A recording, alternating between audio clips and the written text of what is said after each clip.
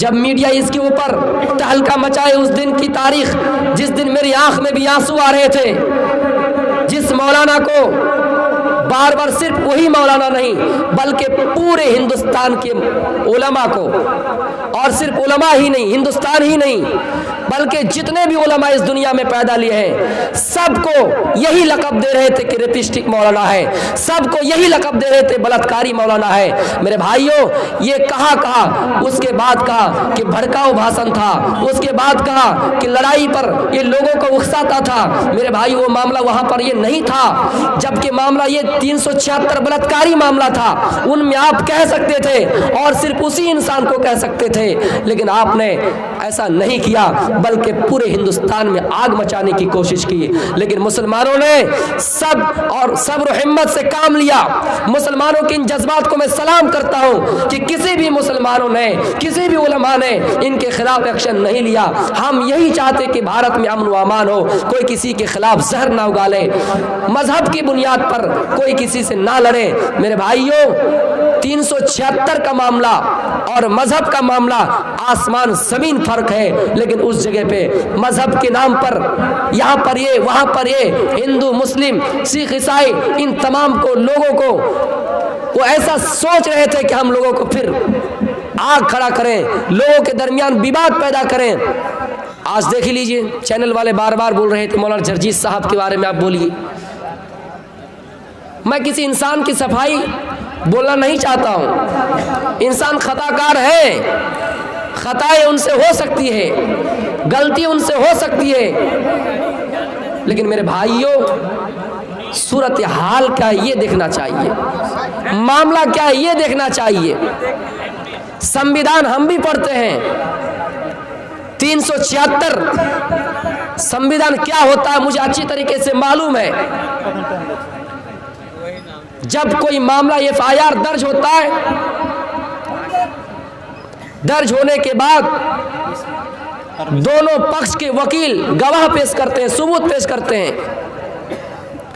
IPC Indian panel code के तहत FIR दर्ज होता है, इंडियन पेनल कोड के तहत, और गवाह होता है CRPC 164 के तहत गवाह होता है। मेरे भाइयों, उस जगह पे ना गवाह मैच खाया, ना FIR मैच खाया।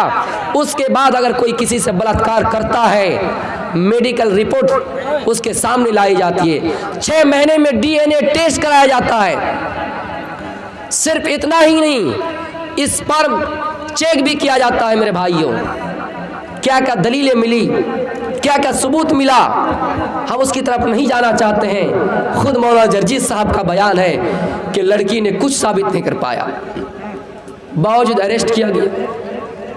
स्वागत करते फैसले का, किया अरेस्ट, ठीक है, लेकिन आप नुक्ता नजर अगर देखेंगे, जिस तहत उन पर FIR हुआ, उनको जेल में डाला गया, ये तो ठीक है, लेकिन जब मीडिया का भाषण आया, जब मीडिया इसके ऊपर तहलका मचाए, उस दिन की तारीख जिस दिन मेरी आंख में भी आंसू आ रहे थे, जिस मौलाना को बार बार सिर्फ वही मौलाना नहीं बल्कि पूरे हिंदुस्तान के उलमा को, और सिर्फ उलमा ही नहीं, हिंदुस्तान ही नहीं बल्कि जितने भी उलमा इस दुनिया में पैदा लिए हैं, सबको यही लक़ब दे रहे थे कि रेपिस्टिक मौलाना है, सबको यही लक़ब दे रहे थे बलात्कारी मौलाना है। मेरे भाइयों, ये कहा उसके बाद कहा कि भड़काऊ भाषण था, उसके बाद कहा कि लड़ाई पर ये लोगों को उकसाता था। मेरे भाई, वो मामला वहां पर ये नहीं था, जबकि मामला ये 376 बलात्कारी मामला था। उनमें आप कह सकते थे और सिर्फ उसी इंसान को कह सकते थे, लेकिन आपने ऐसा नहीं किया बल्कि पूरे हिंदुस्तान में आग मचाने की कोशिश की। लेकिन मुसलमानों ने सब्र हिम्मत से काम लिया। मुसलमानों के इन जज्बात को मैं सलाम करता हूं कि किसी भी मुसलमानों ने, किसी भी उलमा ने इनके खिलाफ एक्शन नहीं लिया। हम यही चाहते कि भारत में अमन व अमान हो, कोई किसी के खिलाफ जहर ना उगाले, मजहब की बुनियाद पर कोई किसी से ना लड़े। मेरे भाइयों, 376 का मामला और मजहब का मामला आसमान जमीन फर्क है, लेकिन उस जगह पे मजहब के नाम पर यहाँ पर ये, वहाँ पर ये, हिंदू मुस्लिम सिख ईसाई, इन तमाम को लोगों को वो ऐसा सोच रहे थे कि हम लोगों को फिर आग खड़ा करें, लोगों के दरमियान विवाद पैदा करें। उनकी यही सोच थी। जबकि 376 का मामला क्रिमिनल तो है, लेकिन मजहब के बुनियाद पर इसमें कुछ कहा नहीं जा सकता था। लेकिन मीडिया इसी चीज़ को कटिंग करके दिखा रहे थे, यहाँ की तकरीर, वहाँ की तकरीर, इस मौलाना के बारे में, उस मौलाना के बारे में। इनकी साजिश अच्छी तरीके से मालूम है। ये हिंदुस्तान में कभी नफरत के अलावा भाईचारे की बात कर ही नहीं सकते हैं। जिनको बाहर से पैसा आए, जिनको इस तरह मुआवजा मिले, वो कुछ भी करने को तैयार है। इसको मालूम है कि अगर अच्छी तरीके से बात करें, भाई भाई की बात करें, हिंदुस्तान में मोहब्बत की बात करें, जो इज्जत अभी मिल रही है वो इज्जत इन्हें नहीं मिलेगी। लेकिन एक बात याद रखना, अल्लाह जिसको इज्जत देना चाहे उसे देकर ही रहेगा, और जिसे जिल्लत करना चाहे उसे जिल्लत करके ही रहेगा। मेरे भाइयों, ऐसे ऐसे सूरत हाल पेश आए हमारे इस मुल्क में, हम ज़्यादा कुछ बोलना नहीं चाहते हैं, आप इशारा समझ जाइए। और हम तो यही चाहते कि हिंदुस्तान में मोहब्बत की मिसाल पेश हो, हिंदू मुस्लिम सब भाई भाई है। गुजरात में दंगा हुआ, हिंदुस्तान की आज़ादी के वक्त उन लोगों को मैं सलाम करता हूँ कि हिंदू मुस्लिम कैसे एक प्लेट पर खाना खाए, इत्तेहाद का सबूत दिया। मौलाना अबुल कलाम आज़ाद मुसलमान थे, अल्लामा थे, मौलाना थे, लेकिन बावजूद उनका संघर्ष जारी रहा। इत्तेहाद व इत्तेफाक पर उनका बड़ा जोर रहा, योगदान उनका रहा कि हिंदुस्तान में हिंदू मुस्लिम सब एक रहे। महात्मा गांधी जी का भी नारा यही था, पंडित जवाहरलाल नेहरू का भी नारा यही था। डॉक्टर भीमराव अंबेडकर भी जब संविधान लिख रहे थे, कभी ऐसा नहीं कहा कि हिंदुस्तान से मुसलमानों को अलग कर दिया जाए, उन्हें उनका हक देने से महरूम कर दिया जाए, ऐसा उन्होंने नहीं कहा। जमहूरियत का मुल्क दिया। मेरे भाइयों, हम और आप भी एक बात याद रखिए कि इन मीडिया के चलते हम भी देश में नफरत फैलाने की बात ना करें, जहर ना उगाड़े, हरदम कोशिश करें वो आग को जितना ही उजागर करे, आग को जितना ही फैलाए, हम कोशिश करें कि पानी डाल के हम बुझाने की कोशिश करेंगे। हालांकि वो आग बुझे या ना बुझे, जिस तरह जंगल में आग लगती है और जंगल आग से भड़क जाता है, मेरे भाइयों, एक परिंदा छोटा सा गुड़ैया अपने चोंच में पानी का कतरा लाता है और उस जंगल को बुझाने की कोशिश करता है।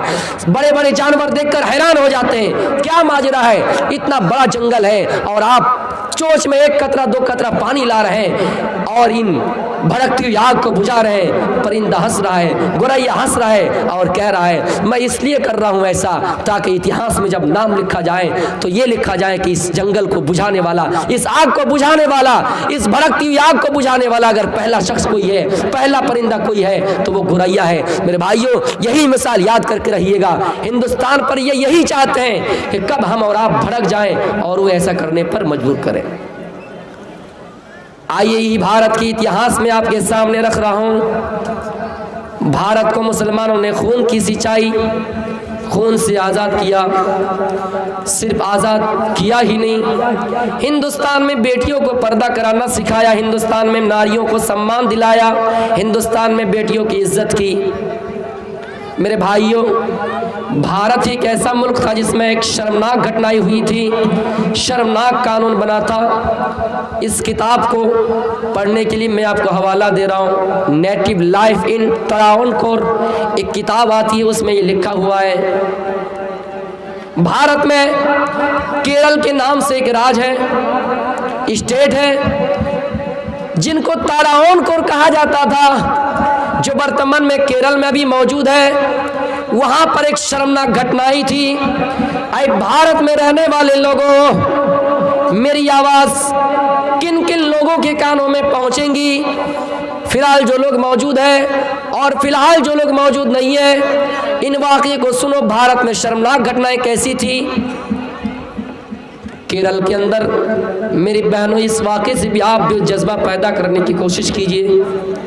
केरल में एक ऐसी सरकार की हुकूमत आई, उन्होंने कानून नाफिज किया, जो लोग बड़ी जाति के लोग हैं और जो लोग छोटी जाति के लोग हैं, छोटी जात की औरत जब बड़ी जात के पास आएंगी तो अपना पिस्तान खोल कर आएगी, अपनी शर्मगाह खोल कर आएंगी। छी, शर्म आती है इतिहास पर, इन घटना पर शर्म आती है। भाई भारत वासियों, इस वाकई को सुनो। हिंदुस्तान के अंदर लोगों की सोच गंदी नहीं थी और क्या थी, इनकी ज़हनियत खराब नहीं थी तो और क्या थी। और इन प्लानिंग अगर आज भी हो रही है तो अभी भी वक्त है कि इन प्लानिंग को कंट्रोल कर लो, इन प्लानिंग को खत्म करो। हिंदुस्तान के अंदर ये कानून नाफिज हुआ कि छोटी जात की औरत बड़ी जात के लोगों के सामने आए तो अपना पिस्तान खोल कर आए, छाती खोल कर आए, शर्मगा खुल कर आए और इनका नाम दे दिया ब्रेस्ट टैक्स, मूलाकारम टैक्स। नेट में सर्च कीजिए, आपको मिल जाएगा। किताब का नाम बताया नेटिव लाइफ इन ट्रावनकोर, किताब पढ़िए, नेट में सर्च कीजिए नंगेली के नाम से, पूरा वाकया मैं बता रहा हूं। जब ऐसा कानून नाफिज हुआ, सिर्फ इतनी ही सी बात नहीं, आगे का जुमला सुनिए। जो औरत अपने पिस्तान को खोल कर आएंगी उन्हें पैसा नहीं लिया जाएगा, उनसे टैक्स वसूला नहीं जाएगा। लेकिन अगर पिस्तान को ढांपना चाहे, पिस्तान को छुपाना चाहे, लिबास में रहना चाहे, कपड़ों में रहना चाहिए, पाक दामनी का सबूत इख्तियार करें, ये चाहे कि हम पाक दामनी का सबूत देंगे, हम अपने पिस्तान को ढांप पर रखेंगे, हम अपनी शर्मगाह को ढांप कर रखेंगे, उन औरत से टैक्स लिया जाएगा, पैसा वसूला जाएगा। ब्रेस्ट टैक्स के नाम से, मूलाकारम टैक्स के नाम से उसको जाना गया। और कितना रुपया लिया जाएगा इसको सुनिएगा तो और रूह कांप जाएगी। पिस्तान का साइज माफ कर पैसा वसूला जाएगा। इन्ना लिल्लाह। शर्मनाक घटनाएं थी, लेकिन उस दौर में खातून थी, महिला थी, जिनका नाम नंगेली था। सल्यूट है नंगेली तुम्हें। उसने अपने शौहर से कहा है, मेरे शौहर, भारत में ऐसा कानून नाफिज हुआ है और ये अगर आपसे कोई पूछे तो ये कब का वाक़या है, जब 1729 को तारावणकोर को माठर वर्मा ने स्थापित किया, जो अभी केरल में मौजूद है। और ये टैक्स 125 साल तक चला है। हवाला दे रहा हूँ, 1729 से लेकर 1964 तक तारावणकोर रहा, उन्हीं दरमियान, उन्हीं वक्फे में ये टैक्स लागू किया गया था। नंगेली नाम की एक औरत थी, खातून थी। उन्होंने अपने शौहर से कहा है, मेरे शौहर, मुझे मर जाना पसंद है, मुझे इस दुनिया में रहना जीना पसंद नहीं है, मुझे मर जाना पसंद है। एक काम करती हूँ, एक काम करती हूँ। क्या काम? मैं इसके खिलाफ एहतिजाज करूँगी, प्रोटेस्ट करूँगी। शौहर ने कहा है, मेरी बीबी, तुम अकेली कुछ नहीं कर सकती हो। कहा, मेरे शौहर, आप मुझे इजाज़त दीजिए, मैं कर लूँगी। का इजाज़त है। उस औरत ने क्या किया? पिस्तान ढांपना शुरू कर दिया, छाती ढांपना शुरू कर दिया। जब गवर्नमेंट को ये खबर मिली कि नंगेली नाम की एक लड़की है जो अपने पिस्तान को ढांपा करती है, जो रोल के खिलाफ चलती है, जो कानून का उल्लंघन करती है, सरकार गुस्से में लाल पीला हुआ कि मेरी बात नहीं मानती है। दरबारियों को हुक्म दिया, जाओ दरबारियों, उसके घर जाओ, नंगेली से टैक्स मांगो, अगर नहीं देती है तो उन्हें अरेस्ट करो। जाबिराना कानून है, जुल्माना कानून है। दरबारियों को उनके घर में भेजा गया। पुलिस अधिकारी, टैक्स अधिकारी उनके घर में आए, आवाज लगाई, नंगेली बाहर आओ। नंगेली बाहर आई तो देखा कि टैक्स वसूल करने के लिए टैक्स अधिकारी आए। क्या बात है? सुनाओ, तुम छाती नहीं ढांपती हो, पिस्तान नहीं ढांपती हो? कहाँ? सही में नहीं ढांपती हूँ। का टैक्स लाओ। अच्छा, मैं टैक्स तो दे दूंगी, लेकिन कितनी ऐसी महिलाएं हैं जो गरीब है, टैक्स नहीं दे सकती, वो क्या करेंगी?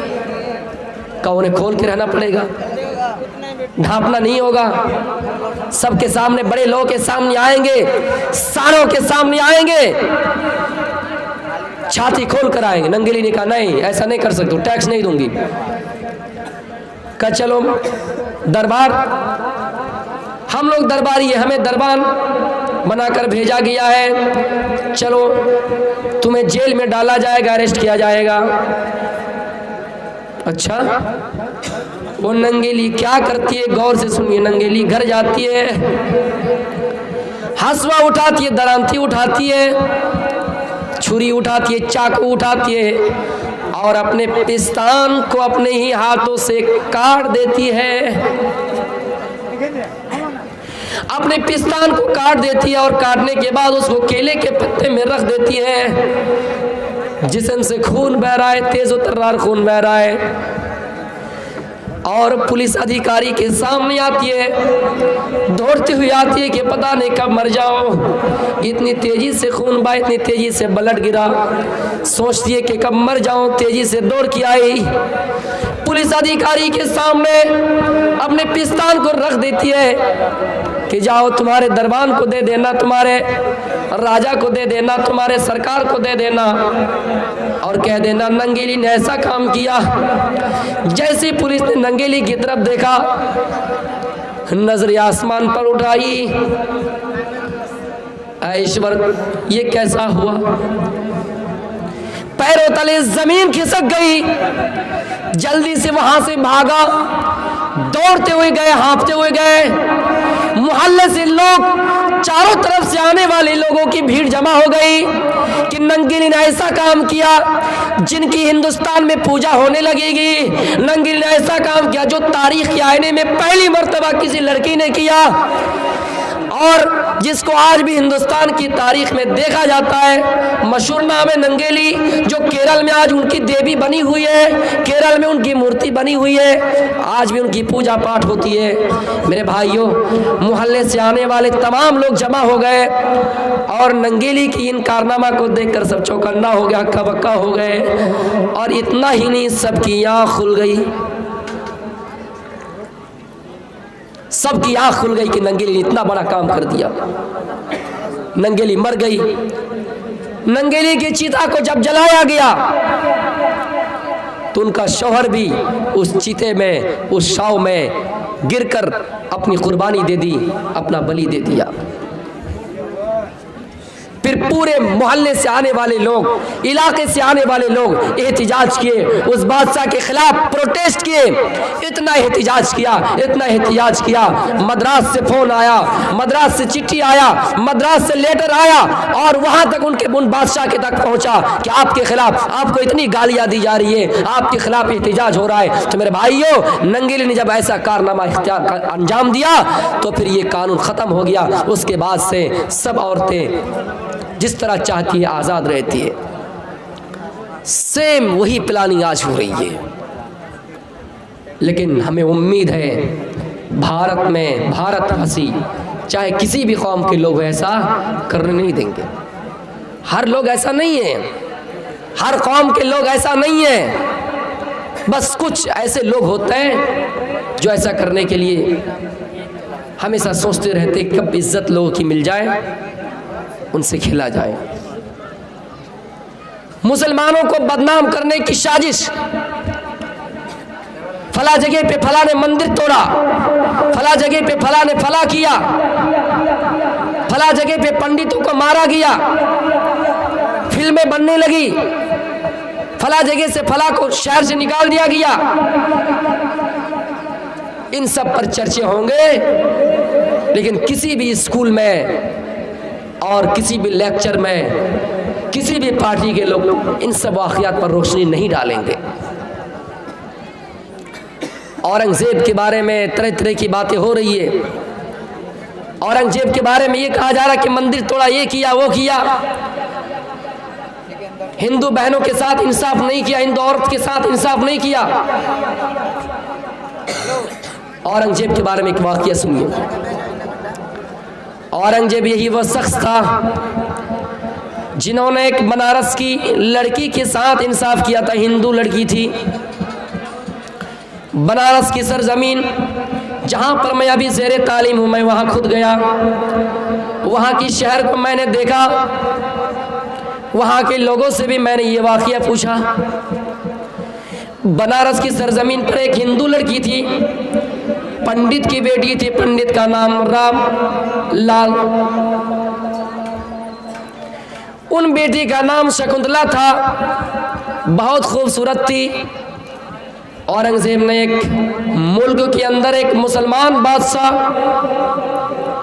मुसलमान लीडर चुना था, लेकिन हर मुसलमान ऐसा नहीं है। उसने क्या काम किया, जब भी कोई औरत खूबसूरत नज़र आती थी, कोई औरत खूबसूरत नज़र आती थी, उनकी नज़र में अगर लग जाए, या फिर अपने पुलिस को भेजा करता था और पुलिस जाती थी, पता करती थी कि कहाँ पर खूबसूरत लड़की है।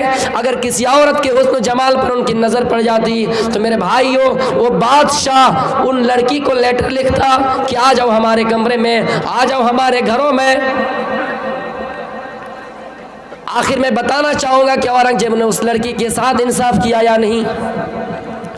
एक मर्तबा पता चल गया कि पंडित की खूबसूरत लड़की है और उस बादशाह को पता चल गया है। बादशाह ने लेटर भेजा, पंडित के पास लेटर भेजा कि आप अपनी बीवी, आप अपनी बेटी को मेरे मोहल्ले में भेज दीजिए, मेरे कमरे में भेज दीजिए, मेरे मोहल्ले में, मेरे कमरे में भेज दीजिए। पंडित के पास लेटर आया, चिट्ठी आया, पंडित परेशान हो गए। लेकिन वो हिंदू बहन बड़ी पर्दा करने वाली थी। उसने कहा, अब्बू जब ऐसा मामला है मैं खुद मर जाती हूँ। आपकी इज्जत, मोहल्ले पे आपकी इज्जत का चर्चा है, लोग आपकी इज्जत करते हैं। अगर मेरे साथ मुंह काला किया जाए तो आप रुस्वा हो जाएंगे, मोहल्ले में लोग आपको बुरी नजर से देखेंगे। ऐसा करती हूँ कि मैं खुद मर जाती हूँ। बाप ने बेटी को तसल्ली दिलाई, कहा बेटी तुम ऐसा नहीं कर सकती हो। कुछ दिन बाद ऐसा हुआ, फिर लेटर आया, कहा देखो देखो पंडित, तुम अगर अपनी बेटी को नहीं भेजते हो, ऐसा करो आप उनके साथ मेरी शादी दिला दीजिए। बेटी ने कहा, अब्बू अगर ऐसा लेटर आया है तो आप 15 दिन का टाइम ले लीजिए, 15 दिन के बाद मैं दुल्हन बन के उनके घर चली जाऊंगी। अगर मैं भाग कर जाऊंगी या मुझे पकड़ कर ले जाया जाएगा तो आप रुस्वा हो जाएंगे, इसलिए मैं सही तरीके से उनके साथ निकाह कर लूँगी, लेकिन 15 दिन का वक्त मैं मांग रही हूँ। बाप ने कहा, बेटी तुम 15 दिन का वक्त क्यों मांग रहे हो? बेटी कहती है, अब्बू आप नहीं समझ पाएंगे, आप मुझे 15 दिन का टाइम दीजिए। कहा ठीक है। ये लड़की मर्दाना चोला पहनकर, राजा महाराजा का लिबास पहनकर, औरत का लिबास उतार दिया, मर्द का लिबास पहनकर घोड़े पे सवार हो गया और औरंगजेब के महल में चला गया, औरंगजेब के दरबार में चला गया। औरंगजेब मस्जिद में खुतबा देकर जुमे की नमाज पढ़ाकर बाहर निकल